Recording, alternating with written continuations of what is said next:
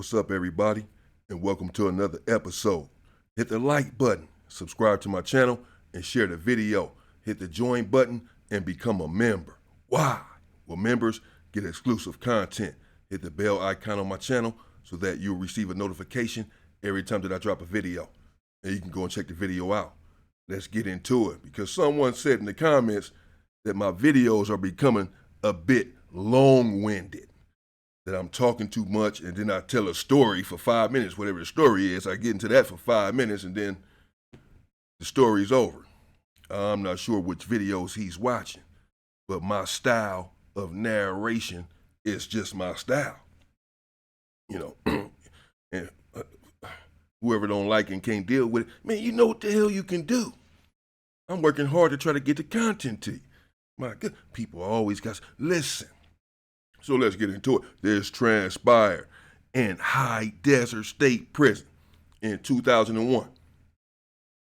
All night long. And even this morning, I've been trying to think of these dudes' names from Rolling 60s. I cannot. I should have called the homie Lil Stoney from H-Ray Gangster and even Baby Ant, because they was on the yard. I'm not sure if they were on the yard at this time on C Upper. I believe so, though. Well, yeah, maybe, possibly so. But these two dudes from 60s was in the building with me. I was in 6th building. Mainly I was on the lower yard, but at this time I was on the upper yard, C Upper yard. Stoney from 11 Trade Block was there. Snoop from 60s. Tiny Snoop from 60s. Spy.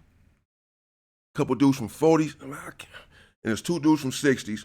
One of them was dark brown skin with braids and short, but he had size. He was baby something. I'm going to find out his name. And I used to mess with these dudes and do business with them. We worked out a few times together, all of that. And I ended up going to the shoe with the young homie that I'm talking about with the braids, his Sally. We was in Tehachapi shoe together. And he had came out of his cell and got off on a couple of dudes from neighborhood over a situation. Let me think of his name before I even bring you that story. And, but this young dude from 60s, he was a strong dude. He was a rider. And at one point, he had a dude in his cell from 5-5 neighborhood. I don't remember this dude's name either. I never talked to him. I used to mess with the young dude from 60. But the dude from 5-5, well, he was somewhat turned up. And, well, as it was explained to me later on, they got into it because the young dude from 60s went on what they call C status. That's where you lose all of your privileges for whatever reason. You got too many write-ups, you got caught with some contraband, what have you. You're a non-programmer. You're always getting into something. They put you on what they call C status, and that means you can't come, and they put you on that for 30 days or 90 days or something. That means you can't come out of your cell for the most part, but, maybe an hour a day or something. You don't get day room. You don't get yard with everybody else. So it's like you're in the hole, but you're not in the hole. You're still right there on the main line. And so you can't use the phone when you're on C status. Again, you've been divested of all of your privileges once you're on C status.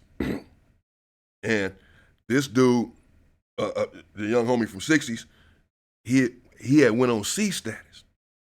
And so he started having his cellie that was from 5-5 call his girl at night in the day room. At this time, they did not have cellular phones inside of prison.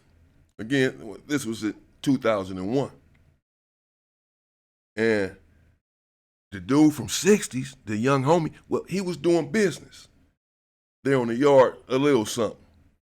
And when you're doing business on the yard and you can't get to the phone, I've been in that situation. You'll have almost anyone call your girl to deliver a message because, like me and my girl at that time, my ex now, we used to have codes or whatever. the codes, looking back on it, were pretty much asinine. Because I remember one of the codes was, make sure you wear the green dress when you come up here to visit me. I'm pretty sure y'all all know what that means, right? The police did too, and they recording these damn phone calls. So my codes were not all that great.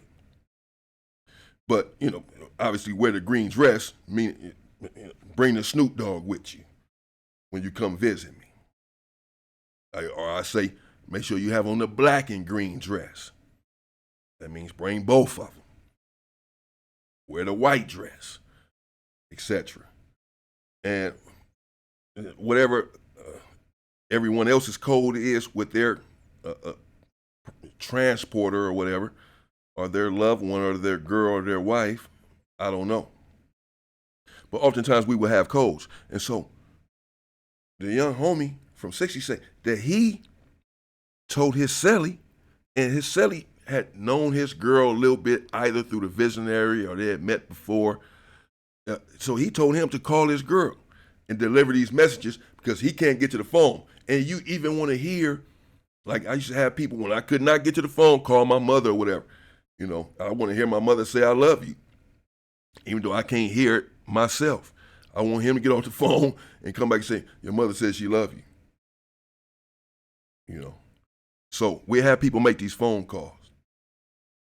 And he said that he was having him make these calls to his girl every other night or so in the day room, sending messages, keeping track of certain money and what have you, taking care of the business on the phone since he could not get to the phone.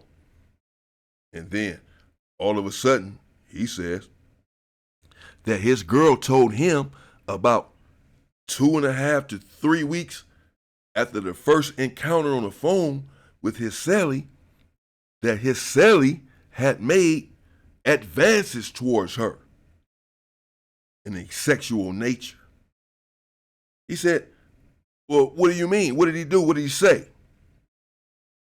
And she said that he told her that he believed, and I've been through this as well, that she was beautiful, and sexy, and had a nice body.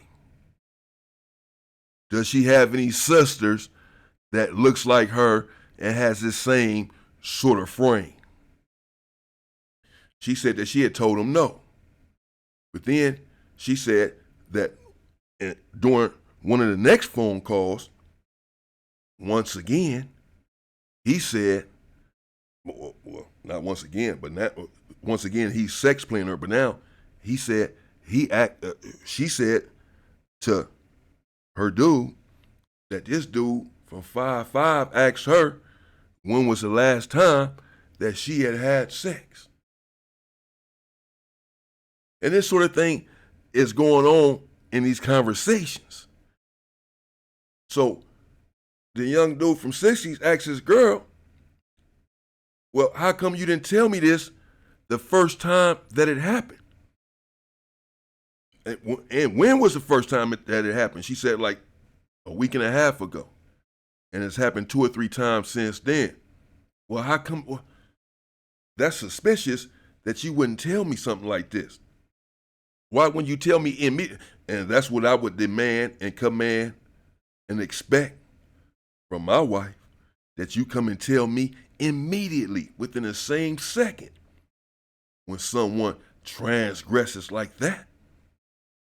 And for her to keep it stealth and to not convey this to her husband, well, it's suspicious to me that she really, apparently, ostensibly at least, entertained these conversations. And so apparently the young homie from 60s is thinking along the same lines, because he said that he just went back in his cell once he discovered this to see if there was any evidence of any communication between the two of them. Because now he's not really trusting his girl in exactly what she's saying. But the dude that's his celly is his homie. And apparently he doesn't want to just jump the gun, particularly since his girl has told him this and she had withheld it for so long. He doesn't really know what to believe and who to trust. He decided to confront his cellie and ask him what's been going on, and told him what his girl had told him. What his girl said that he had said to her on the phone. Is this true? Is this true? Did this happen? Yes or no? He did not altogether deny it. He said that instead, his girl had been making advances towards him. So he said, well, how come you didn't tell me this? And he said, man, I didn't want to, sully the relationship between you and I. So he doesn't really know what's going on, and it all sounds suspicious to me. But ultimately, he decided to take his girl's word. And once that happened, a punishment was imminent. The young homie, well, he was a rider. He wasn't no joke. He wasn't no punk. And High Desert had been going on lockdown for a year at a time. 6 months at this time. This is illegal to do now in California prisons anyway. You cannot stay on lockdown for more than 2 weeks, as I have alluded to before. Primarily for these type of reasons here. The administration was abusing their power. But there were constant stabbings at High Desert, and thus constant lockdowns. And so this is really nothing new. This is really just the protocol there at High Desert. And he decided that he was going to make a move on this dude, but he wanted to do it publicly. He wanted to humiliate him. He didn't even want to bust on him inside of his cell. He said he wanted people to see it because by now, quite a few people in the yard know what's going on. It already got a lot. It has already leaked out that this dude has been calling this girl, and whomever you believe, him or the dude from 60's girl, something inappropriate has been transpiring between the two of them. Again, the dude from 60's decided to take his wife's word. And so he began to devise a plan to attack his cellie, but out in the open. And one day, soon thereafter, behind the wall, right there where you line up to go to canteen, you have the yard, and there's a big gate of brick that you can't see through it, and you have to go through that gate to go to the canteen and laundry and all that on a level 4 180. That's how the yard is designed.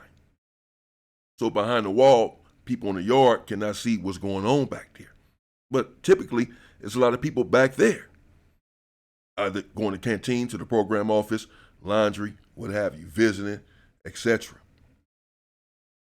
And long story short, they went back there to canteen together on this particular day.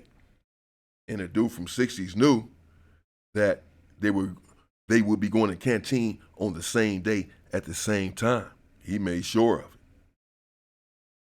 And again, why he didn't do it in the cell, people have different reasons. Sometimes you're about to do something and your homies even tell you, man, do it out here so that if dude is getting the best of you or whatever, we can help you, bro. Now sometimes your pride might kick in. You say, no, man, I'm going to do it right here in the cell. Or sometimes you might want to do it out in the open, again, to let the police know that this particular person is the victim and not you. Also, you may want to do it out in the open, again, to humiliate the person involved. If it's personal, and a lot of people in the yard know what transpired between you two, and it's something that maybe you need to redeem yourself on, then sometimes you want to redeem yourself publicly. Whatever his thinking was, he wanted to do it out in the open, as much as out in the open as it can be, because again, they were behind the wall. But they got back there. And when the cellie went up to the canteen and got his canteen, so typically you put your canteen inside of your laundry bag, a nice long type of bag where your canteen can fit in there. And when the celly went and filled up his bag with his canteen, with his commissary, and the bag was heavy, and he threw it over his shoulders like we typically do and walked back to the building with it. When he threw it over his shoulders, his celly came out of nowhere. It wasn't really out of nowhere. They were standing there together at one point. It was out of nowhere to him. For sure, it was to his surprise that the celly began to attack him violently and viciously with the tool. And he was relentless. He did not let up. He hit him quite a few times. And dude was back there leaking. And the police was back there too. So they were pretty much able to stop it, without it going for 2 and 3 and 4 and 5 minutes. Because typically it's a police standing right there as you go into the canteen. But the program office is back there behind the wall where the police go in and out of all day. So you're not going to be able to do much behind the wall and get away with it. I don't think he was trying to get away with it. He wanted to catch him slipping when his extremes was opened up, when he had the bag behind his back. He wanted to do it in the public, and that's what he did. And dude was back there leaking. His shirt was bloody. It was a blood bath. And he hit him up, his homie, from his own car.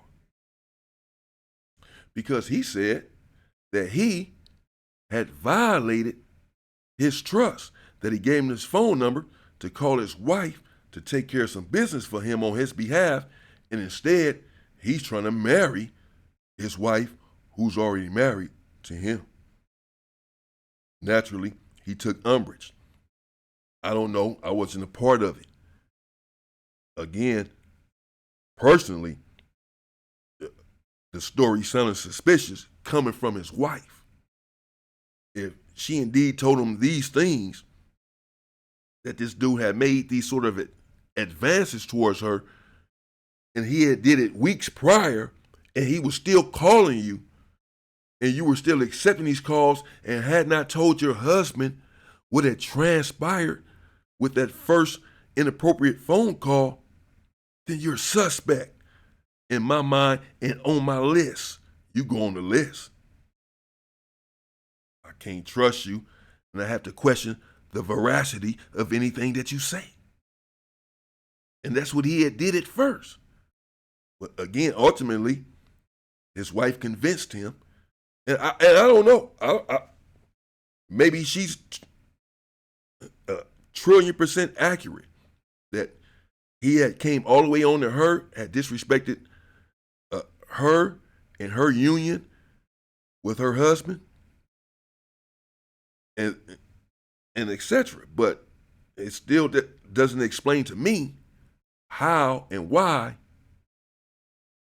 you took so long to divulge this information to the man that you love, to your husband, when he's in a cell with this dude who's disrespecting him, disrespecting you, and disrespecting y'all's union. That's the only part that I didn't get. But that's what happened. And again, I ended up being in a SHU program while I was in the SHU with that over that situation with Lil Stoney that I had already told you all about.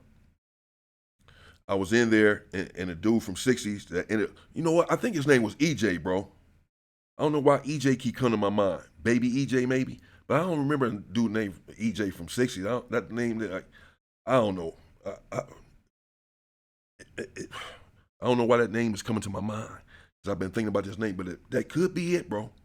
That could be it, EJ. But I'm gonna ask Lil Stoney if he know what I'm talking about, if he remembers this incident and remembers this dude. But the dude was in my building in 6 block, and Stoney was like in 7 block, and then he went to 8 block. So we'll see. But that's what happened. That's what transpired. And I'm working on the finishing touches. I'm trying to get some firsthand information, some more information about what transpired in High Desert recently with the Hoovers and a dude from DL. that had Hoover blocked out on his face, and it didn't end well for him. That much I do know. I know some of the details already. And coming up, I think I'm going to get into a situation that transpired in Centinela State Prison with Shiesty from East Coast. It went up. Stay free, people!